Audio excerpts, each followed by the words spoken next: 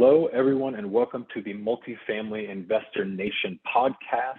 I am Andrew Davis, filling in for Dan Hanford. Today, I am the Director of Investor Relations for PassiveInvesting.com, and really pleased to be here with Joe Huber of Huber Equity Group to talk to us about a recent acquisition called Teal Run in the Indianapolis market. So, Joe, welcome to the podcast. Andrew, glad to be here. Thanks for having me. Oh my goodness! Thanks for being here. Well, we were just talking before I hit record, and I said, "Stop! I want to get this. I want to get this on the recording." So, before we dig into this acquisition and all the detailed questions we like to go into, just tell us a little bit about you. Tell us about your background and kind of what you were doing in the multifamily space. Yeah, so my background, I come from the sales originally, and then the residential side of things. So I was in medical equipment for a year and a half, and selling that and doing really well. Supposed to get some awards, and I got laid off. Right, I got that call that it changes your life, and I wouldn't trade it at this point. Right, but I knew I had a passion for real estate, and we'd kind of just started acquiring some single family rentals, and that was at the time that was as big as the dream went. Right, buy a couple single family rentals, and so I was out at a garage sale in a really hip part of Columbus with my wife, and we were walking around, and these guys were putting weird stuff on the front lawn, right? And you kind of tell they were getting ready to sell the property. And so I just asked them, I said, "Hey, would you ever consider selling?" And they said, "Of course. Mm-hmm. Yeah, we're trying to get rid of it. Give us $150,000 and it's yours." And I didn't know much, but I knew this was about $350,000 piece of dirt with a duplex on it, vacant lot. Mm-hmm. And the wheels started turning, right? And I started thinking, all right, great, let's do it. And so I didn't know anything, but I shook their hand and said, let's do it, right? And since then, I've been trying to recreate that interaction as often as possible, right? What I love about real estate is cash flow and the ability to make a deal, right? The ability to understand something, to create a business plan that maybe someone else hasn't thought of, to have some insider knowledge to know. In public equities, that lands you a cell next to Martha Stewart, right? But in private equities, that's just good business.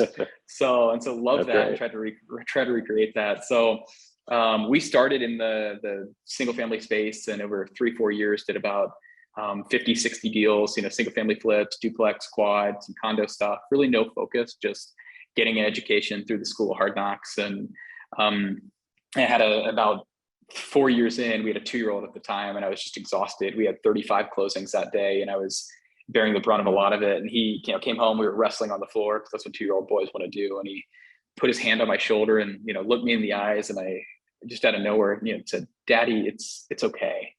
And I realized that this guy could see my stress. And so that I knew there had to be a change. I didn't know what it was yet, but ended up selling off all had a portfolio of about 70 units with a partner. And we ended up selling off all those assets, and decided to run into, as fast as possible into multifamily.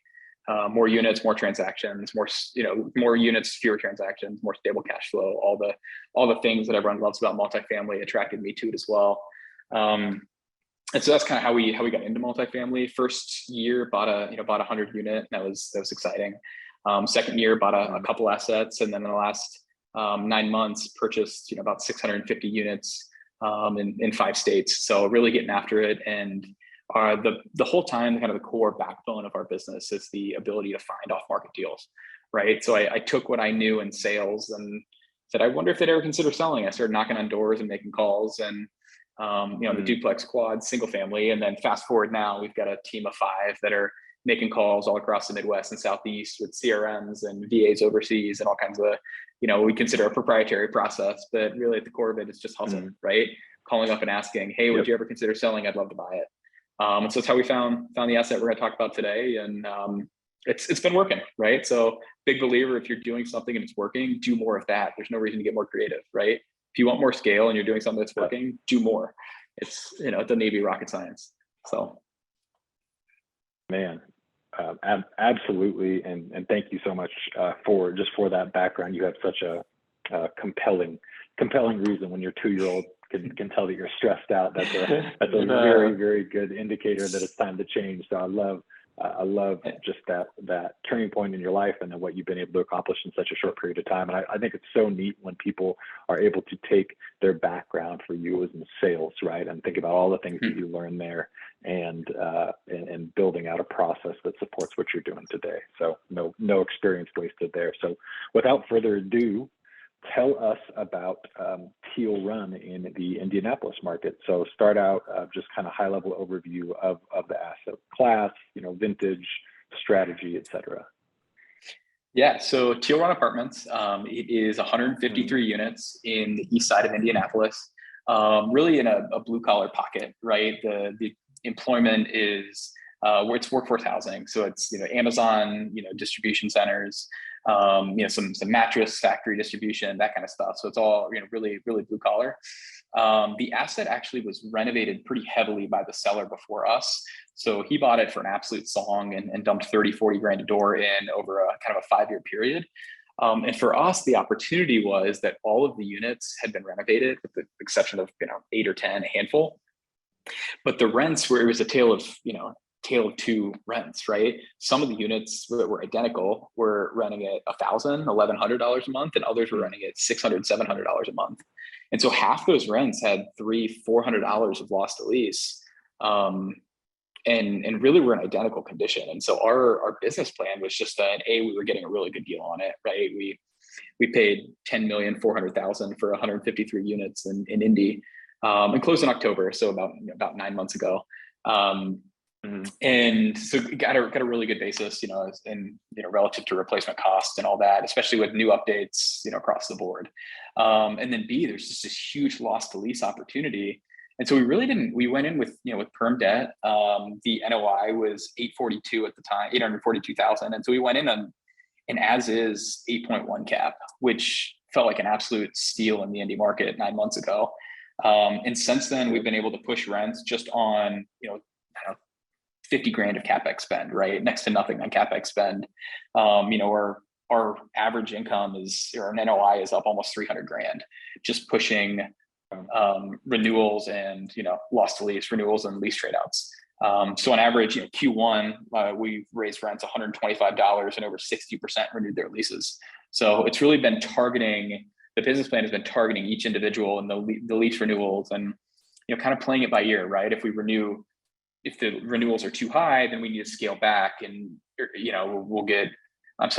the rents are too high, then we'll get 20% renewals, and that's not what we want. We don't want to max exodus. So we scale that back. But if they're too low, if we get 100% renewed, then we need to bump rents. And so really looking for that sweet spot around 60, 70%, and then doing lease trade outs with the rest. So are you dealing with the rents? With the rents, are you using, is that guesswork by you or your property manager? Are you using automated pricing software? How are you determining rents? So our asset manager is really involved in it, and we're not using like a YieldStar or pricing, manager software, but our asset manager is kind of hand-holding that process with the PM every step of the way. It's pretty simple, right? If you're above 96, 97% occupancy, then you raise rents, right? If you're getting really high renewals, then you raise rents and raise the renewal rate. So our goal was initially to target the low hanging fruit. And so we made this matrix, right? If rents are more than $400 low, off the market rents, and we're asking for $250.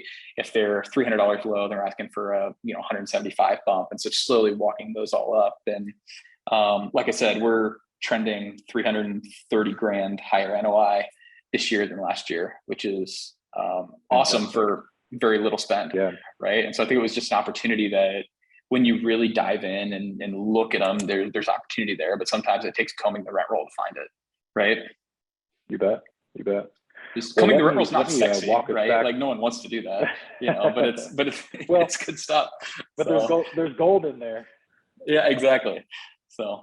Yeah. Well, let me walk us back a little bit, because the typical, or not necessarily a typical story, but the way that you found, sourced this deal is I think is pretty unique. And so talk to me a little bit about how you found and sourced this deal.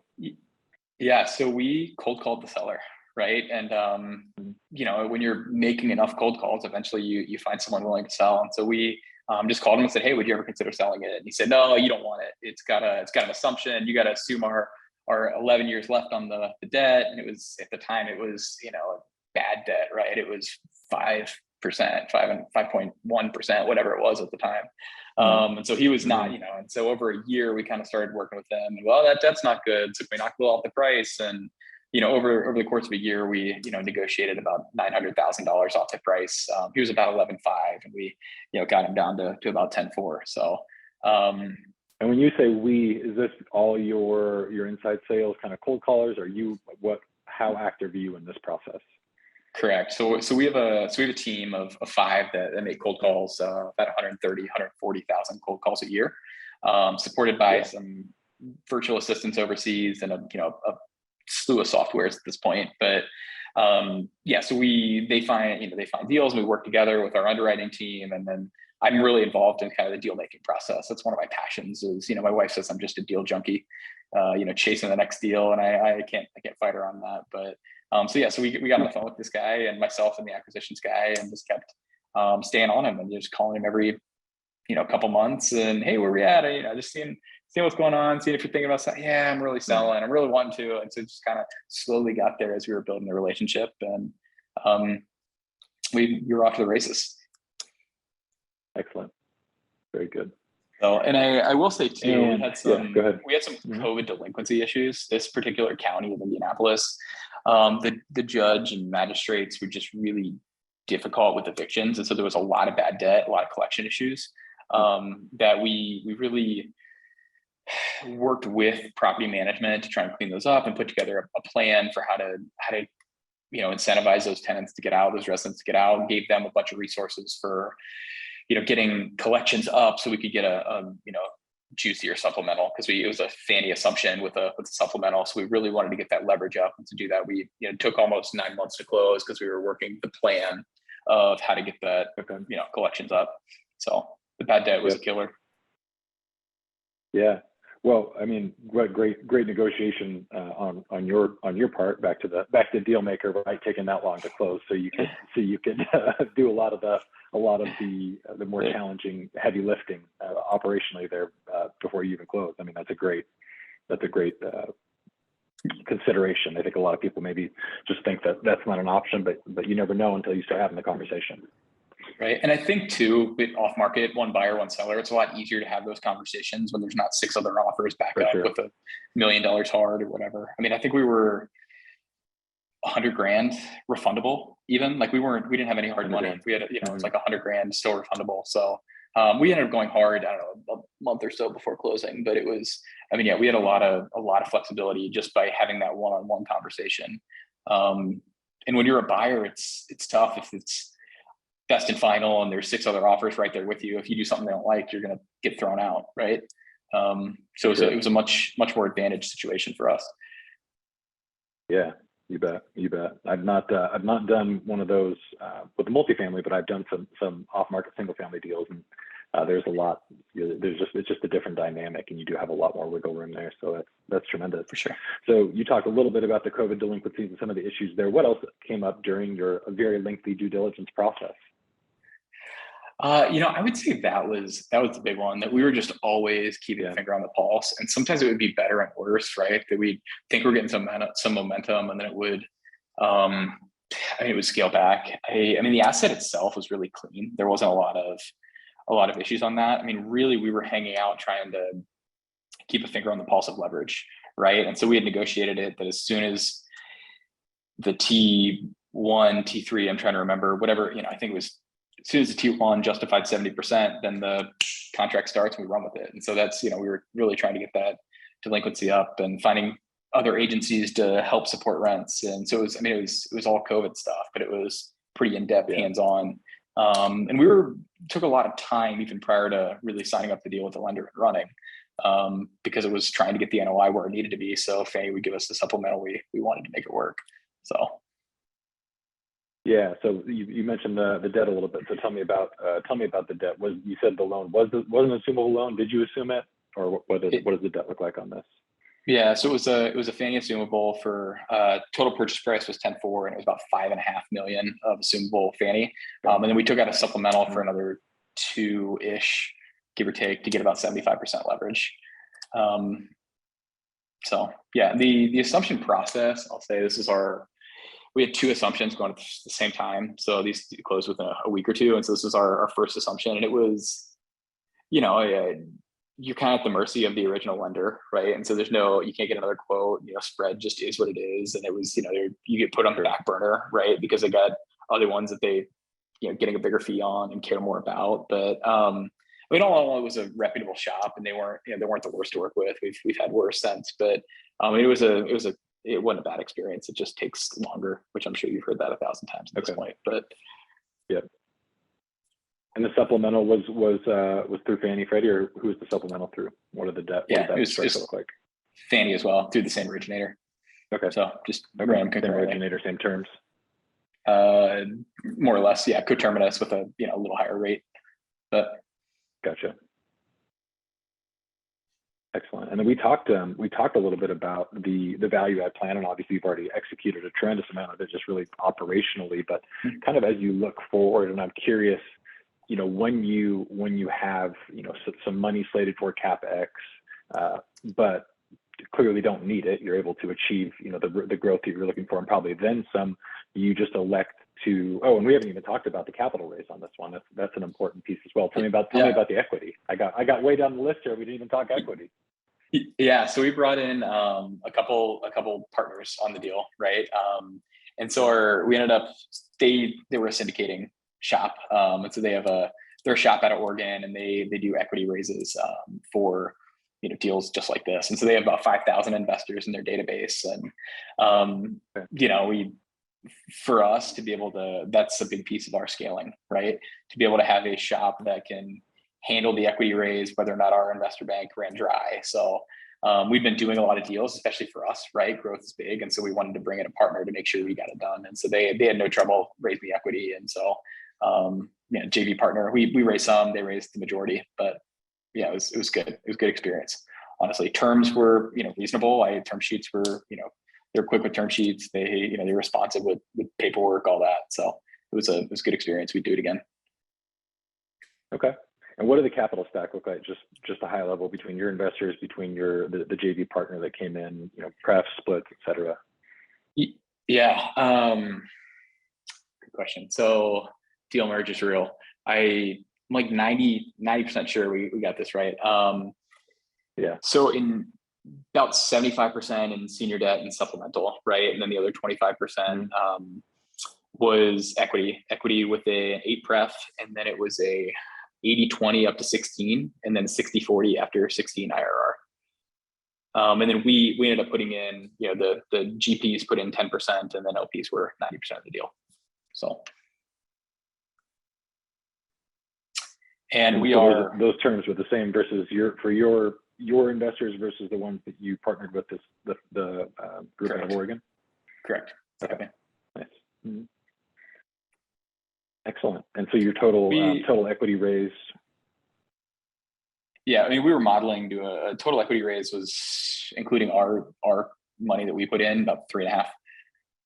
And then we were modeling like a 17 IRR, and I think we're gonna just blow that out of the water because we've already, we're $300,000 ahead of pro forma at this point. So yeah. And speaking of that, what's your exit strategy? Yeah, so we've modeled it on a 5-year hold, and paying, it'd be 6 years left on the debt, and so paying the prepayment penalty on the debt at that point. But I mean, I think there's some flexibility if we can do a really juicy takeout. Now the NOI is up a lot. And see where rates go. I think at 5 years we don't have to sell it, but modeling at 5 years is what we look at. But if we can get all the investors back their money, then I think they'll be okay rolling it into the deal. So holding it until that prepay burns off. So sure. And then that prepay, is that a step down prepay? No, it's yield maintenance, which is brutal. Okay. But yeah. It was 11 years when we signed it up. So we modeled a 6-year hold and 5 years left. Yeah, makes sense. Okay. So tell me, these are kind of the two final questions. What did you think going into this one, was going to be challenging that turned out to be easy, and then vice versa? Was there something that surprised you that turned out to be more challenging than you anticipated? Yeah, good question. So something I thought was going to be challenging that was actually easy. This asset had such a big facelift from the previous owner that it's really the alpha comp in the neighborhood. And so, like I said, there was a huge disparity between, the market rent and then, a lot of this loss to lease. Sometimes $1,100 for a 2-bed and then exact identical unit leased out for 500, 600, right? And so with that, just had a lot of concern. Was this a fluke, right? Was this rent actually achievable and repeatable? Because there was very little comps in the area that would support that rent. And so, even though they had rents that were units that were getting 1,100, we were modeling like 900 for weighted average rents, because it was, I don't know, can we do this? There's very few other comps that are really justifying it. And that just turned out to be easy, right? They were getting it, it was achievable. And so we were able to get the renewals and the lease trade outs to support that. And that really hasn't been much trouble at all, which was surprising, because usually it's, every dollar of rent growth is hard fought. I don't have to tell you guys, it's big renovation, and it's, just tons of issues, right? And we have done very minimal, but been able to just to climb, rents have continued to climb. And then what was harder than I thought, COVID had kind of more or less ended in October, more or less when we closed, and sanctions have been lifted and all that, but delinquency has still been an issue, right? It's still been a consistent battle that we're talking about in our weekly calls and our monthly meetings and all of that. And so it's just something that we've had to keep a finger on the pulse on and have a good strategy for. And I don't know if that's because rents are higher than other, around assets around the corner or what, but that's something that it's been a consistent battle. And so we've actually implemented, it's a software called Watson, and it incentivizes residents, and you get a portal, right? And so you can give concessions that way or incentives to residents that way. And so it's residents can go and log in and get a portal, and every time they, pay on time, they can get a little premium, and, so it gets them some sort of like ongoing incentive concessions to pay rent on time. And then Watson, this company, has partnerships with, a lot of big DoorDash type companies, right? The common uses for residents. And so they can, get their money back as Amazon gift cards, or, redeem it for DoorDash or Starbucks or that kind of stuff. So it's been, I think the data's still out on whether or not it's kind of a newer implement, but, for us, I think the wanting to be exploratory around different tech, especially as, sometimes real estate can feel like a dinosaur, right? That not much has changed. It's still pretty, similar, but so we're trying to add some sort of amenities that are really tech-based, and, see if they work. And if it doesn't work, we'll throw it out. We've, signed up for a year or two to really see if it's going to work. And, so I'll keep you posted on that. Maybe we'll do this again next year, and I'll tell you if it worked. But wanting to would be very interested to know. Yeah. So. Excellent. Okay. Well, Joe, any last what if our listeners want to know more about you, or kind of stay in touch with you, or maybe invest with you in the future, what's the best way for them to keep track of you? Yeah, so submitting a form on our website, huberequitygroup.com, is always the best way to make sure you end up in our our investor portal and database and that kind of thing. And then I always connect with people on LinkedIn as well too. So feel free to reach out to me there, huberequitygroup.com or Joe Huber on LinkedIn. Very good. Well, any final thoughts or things you'd like to share about this deal before we wrap it up? No, I think that about sums it up. I would say the only other thing I had to add is, I think it's really important. We talk a lot about real estate, right? And about the wealth generation, that can happen out of this. And if you do it long enough, there's going to be a ton of wealth generated, right?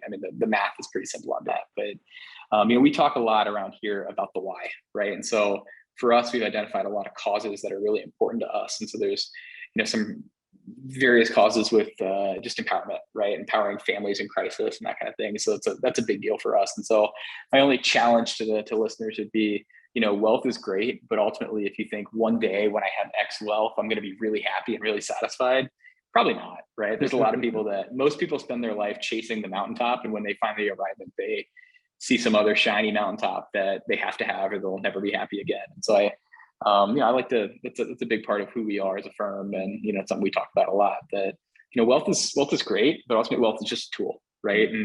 And so we're not chasing wealth, we're chasing impact. And that's one of the things we talk a lot about, but that's my, I'll get off my soapbox now. That's my last caveat. So. Hey, you know what? I'm glad you stepped on it, and I can certainly personally attest, as I spend a lot of time interacting with a lot of very wealthy people, and there's not a correlation. And I think that is wherever anybody's at in their wealth building journey. If they think, oh, if I have 5 million or 10 or whatever it is, whatever their number is in the bank, then I'll be, okay. Well, financially, sure, but that, like to your point, that doesn't translate to happiness or meaning or contentment. So I really appreciate that you shared that, and that's so important to you, and that's where the greatest joy is found, actually, in 100%. Serving and giving to others. So Joe, thank you so much for being on the podcast, for telling us about this acquisition and the unique way that you sourced it and are growing its value, and hope to have you on again in the future to talk about another deal. Absolutely. Sounds great. Thanks for having me.